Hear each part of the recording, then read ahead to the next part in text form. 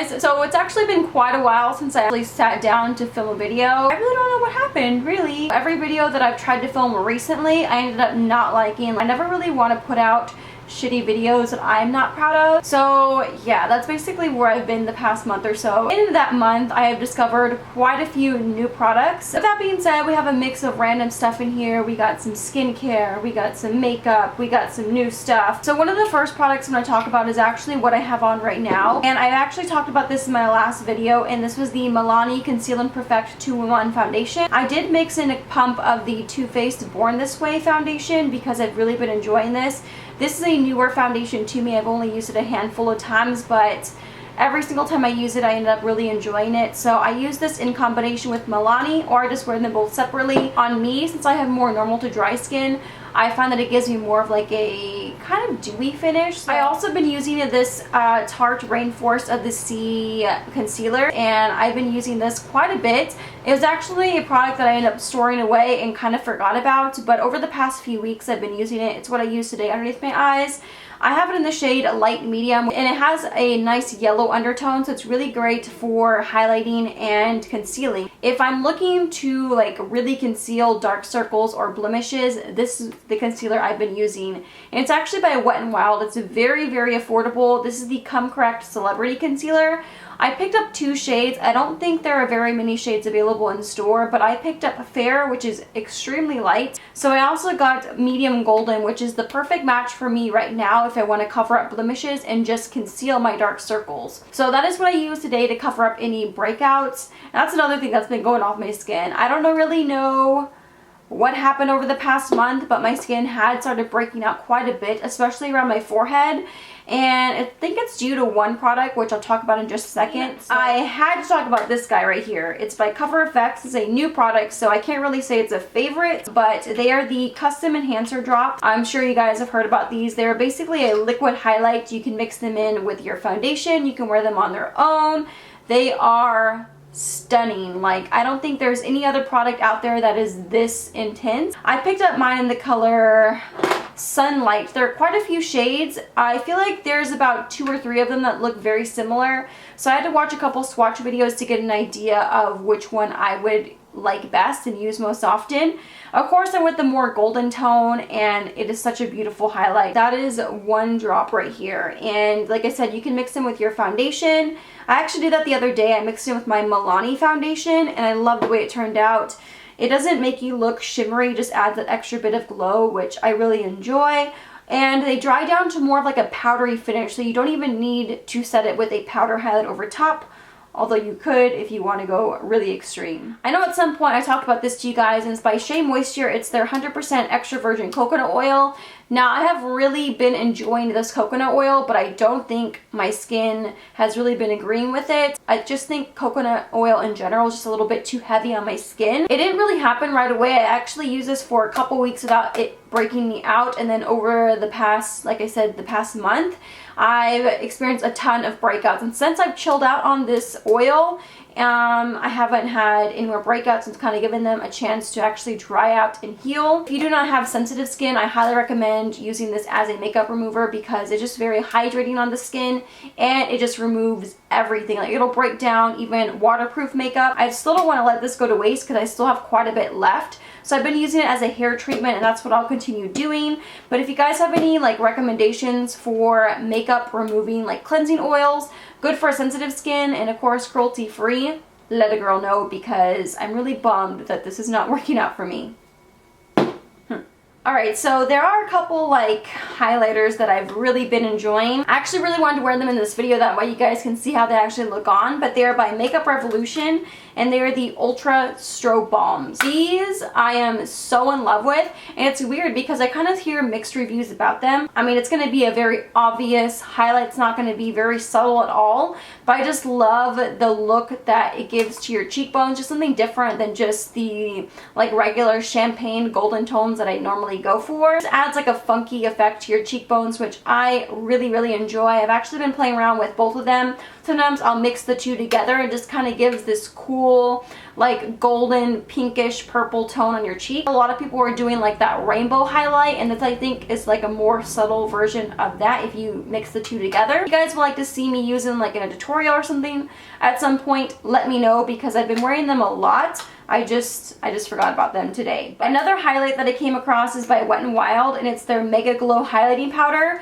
I wasn't sure if I should mention this or not, only because I think this is limited edition and I'm not sure if they still have it out. This is in the color Precious Petals. This I was seeing everywhere. Like, I went on a serious hunt to track down this highlight. I think I went to about 10 to maybe even 15 drugstores to find it. It looks so pretty on your cheekbones.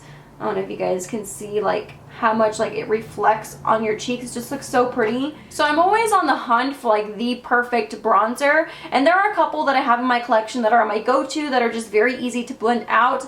A lot of the times when I try out different bronzers, they can be a little bit patchy, but this one I actually picked up by mistake. It's the beige, I believe this is it's a pressed powder. It has a matte finish, and I actually first ordered this because I was planning on using it like as an all-over face powder. I got mine in the shade 235, which is too deep for me to use all over, so I actually ended up using this like a bronzer. I'm still using my e.l.f. brush. I think it's called like the complexion brush or something like that, but this is the perfect bronzing brush. Even if you want like a softer contour, you can use this brush for that, but these two together just give me like the most flawless looking finish. It's what I have on today. I went a little heavy handed. I did some contouring with it as well. The fact that it is a face powder, it just blends out very easily. So this is a newer thing for me, and I actually wanted to get you guys' opinion if any of you already have this palette. This is the Modern Renaissance palette from Anastasia, and when I first saw a photo of this palette, I fell in love with it. I had to have it. I just kind of wanted to take a step back and look what I already had in my collection. Like, I ordered the Violet Voss Holy Grail palette. I absolutely love this palette. I actually use it all the time, but there are a lot of warm tones, those cranberry colors. I also have the Venus palette from Lime Crime, which have like other like cranberry warm tones in it. So I'm not really sure if I really need this palette in my collection. I don't know. What do you guys think? I haven't even touched it yet because I'm kind of thinking about returning it. But then I see so many people using it and raving about it, I kind of want to keep it. So let me know what you guys think. If you have it, do you get a lot of use out of it? Should I keep it and do a tutorial with it? Alright, just a couple little more things in here that I wanted to talk about, and they are, of course, lipsticks. And this little guy here is by ColourPop, and it is their they're Matte X Lippie Sticks, and I have this one in the color Climax, and this color right here, it's like a royal blue purple color. I've actually already worn this like 5 or 6 times. Now all the other ones are very like neutral, everyday colors. These are the Too Faced Melted Matte liquid lipsticks. You guys know I'm a sucker for liquid lipsticks. I own so many already. But when I saw these released, like, I had to take a step back. There are so many shades in that collection that I want, including there's one that looks very similar to Climax. I got Cool Girl and I got Queen Bee. I mean, they look very similar, but Queen Bee is more of a purple undertone, while Cool Girl has more of a brown undertone, and I actually have a mix of both of them on right now. I love the formula. It's not super drying. They don't crack or fade. They actually last a very long time on the lips, so I've actually really been enjoying these. So this one, yeah, this one right here is Cool Girl, and here is Queen Bee, so you can kind of see the difference and the undertone between the two. Also, Anastasia came out with new liquid lipsticks. I am a huge fan of the Anastasia liquid lipsticks. I own quite a few already, but she came out with new shades, so of course I had to pick up a couple more. I got Naked and Stripped. Naked is lighter of the two, so that one is Naked and here is Stripped. Naked is one of those shades that I probably wouldn't wear on its own, but it's a good mixing shade, like just to pop in the center of your lips. But Stripped is such a beautiful nude. It's great for every day. I'll pair the two together. I'll pair them with other nudes, wear them on their own. You guys know. Alright, only a couple little products here left. What?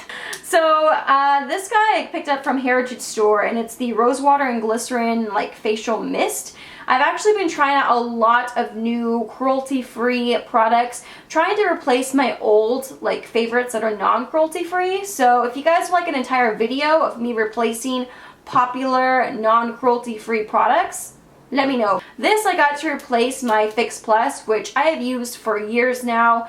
It is an amazing spray, but since MAC is not cruelty free, I will not be repurchasing it once I'm done.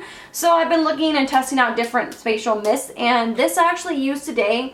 I use it just as like a finishing spray. It's not going to help your makeup last any longer, anything like that. It just kind of helps your makeup melt in with your skin and just make it look a little bit more natural and more dewy. So I finished all my makeup today with this, and I've actually really been enjoying it. The problem I find with a lot of mists, and I feel like this is very important when it comes to a finishing spray especially, is the spray. And this one has a very fine mist, so it's not going to ruin your makeup after you're done. Really been enjoying it, and it smells really nice. If you like the smell of roses, you will really like this. And it was only a couple bucks.